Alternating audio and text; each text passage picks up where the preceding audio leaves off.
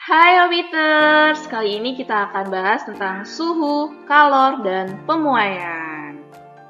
Pernah kalian melakukan hal berikut? Coba memasak air. Itu merupakan salah satu contoh kita sedang menerapkan tentang suhu. Suhu itu adalah derajat panas atau dingin suatu zat, di mana biasanya kita itu mengukur suhu dengan menggunakan telapak tangan kita untuk mengukur suhu badan kita. Tetapi kita tidak tahu nilai pastinya itu berapa. Suhu itu bisa diukur menggunakan termometer.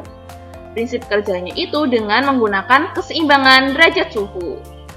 Termometer itu juga mempunyai satuan.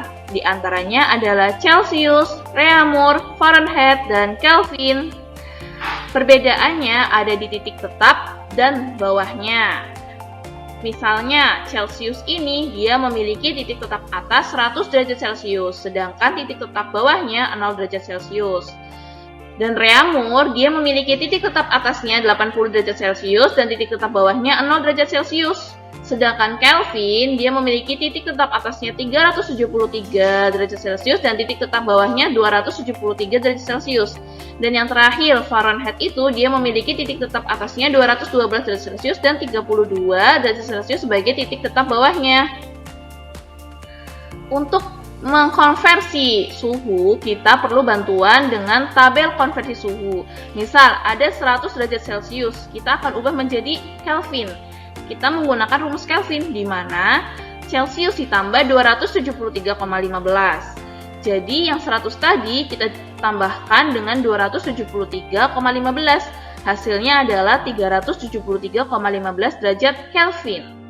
Begitupun untuk suhu-suhu yang lainnya, seperti Fahrenheit, Kelvin, Reaumur. Nah, sekarang kita akan bahas tentang kalor. Kalor itu bentuk energi yang dapat berpindah karena perbedaan suhu. Jadi, perbedaan suhu dengan kalor apa ya? Ternyata, suhu itu merupakan derajat panas, dapat dihitung dan sifatnya kuantitatif. Sedangkan kalor itu merupakan energi panas, tidak dapat dihitung dan sifatnya kualitatif. Satuan kalor itu dalam SI adalah Joule.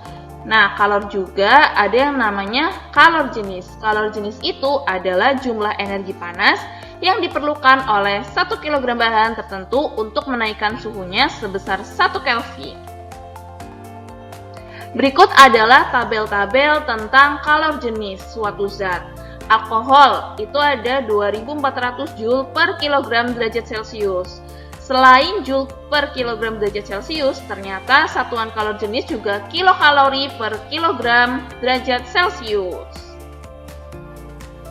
Rumus kalor itu, jika kita ingin mencari kalor, maka kita dapat menggunakan rumus Q sama dengan mc delta T atau yang sering disebut dengan macet.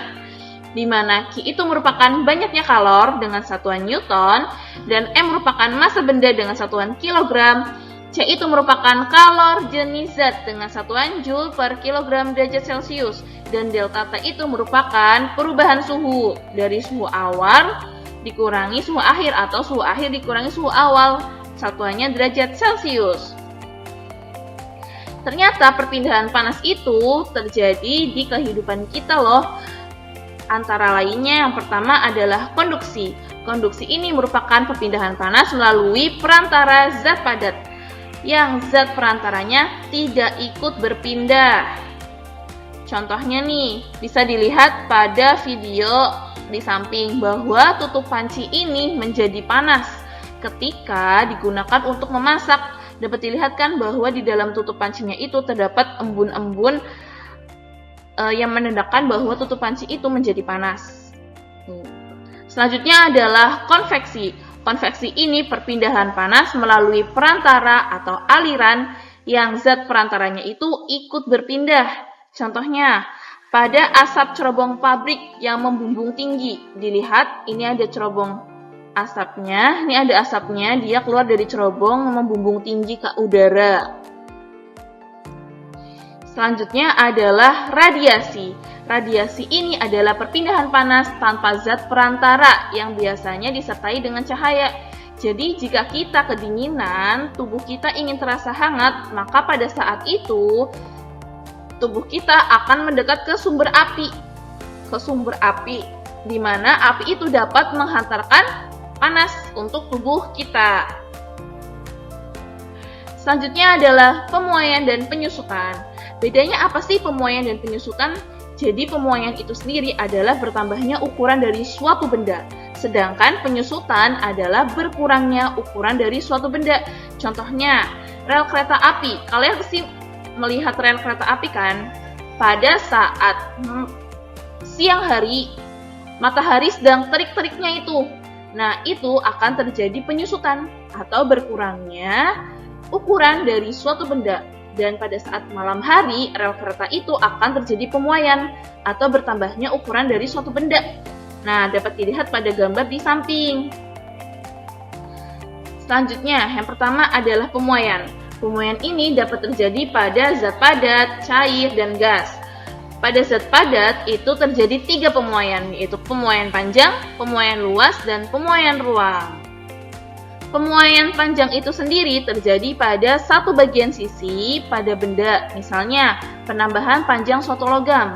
Itu dapat dirumuskan dengan L akhir sama dengan L awal dalam kurung 1 plus alfa kali delta T, di mana L awal itu merupakan panjang awal benda dengan satuan cm atau meter, dan L akhir itu adalah panjang akhir benda dengan satuan cm atau meter. Dan alfa merupakan koefisien muai panjang. Dan delta T sendiri itu merupakan kenaikan suhu. Di samping merupakan koefisien muai panjang terhadap aluminium, kuningan, tembaga, besi, baja, kaca biasa, dan kaca Pyrex. Aluminium itu ternyata memiliki koefisien muai panjang 0,000026 atau 26 kali 10 pangkat minus 6. Selanjutnya adalah pemuaian luas. Pemuaian luas itu terjadi pada 2 arah sisi benda. Nah, besar koefisien muainya adalah 2 kali koefisien muai panjang. Dapat dirumuskan dengan rumus A sama dengan A0, 1 plus beta delta T, di mana A merupakan luas akhir, meter persegi satuannya, dan A0 merupakan luas mula-mula dengan satuan meter persegi. Beta itu apa sih? Beta itu adalah koefisien muai luas zat. Dan delta T adalah kenaikan suhunya. Yang terakhir adalah pemuaian ruang. Pemuaian ruang ini terjadi pada 3 arah sisi benda. Besar koefisien muainya adalah 3 kali koefisien muai panjang, yang dirumuskan dengan rumus V sama dengan V0 1 plus gamma kali delta T, di mana V merupakan volume akhir dengan satuan meter kubik, dan V0 merupakan volume mula-mula dengan satuan meter kubik, dan delta V itu pertambahan volume. Dan alfa gamma merupakan koefisien muai volume, delta T itu merupakan kenaikan suhu. Bagaimana Obites penjelasan suhu, kalor, dan pemuaian? Sangat jelas kan? Untuk mengetahui materi-materi selanjutnya akan dibahas di Orbit Learning, tetap stay tune di Orbit Learning. Jangan sampai ketinggalan pembahasan materi selanjutnya ya. See you!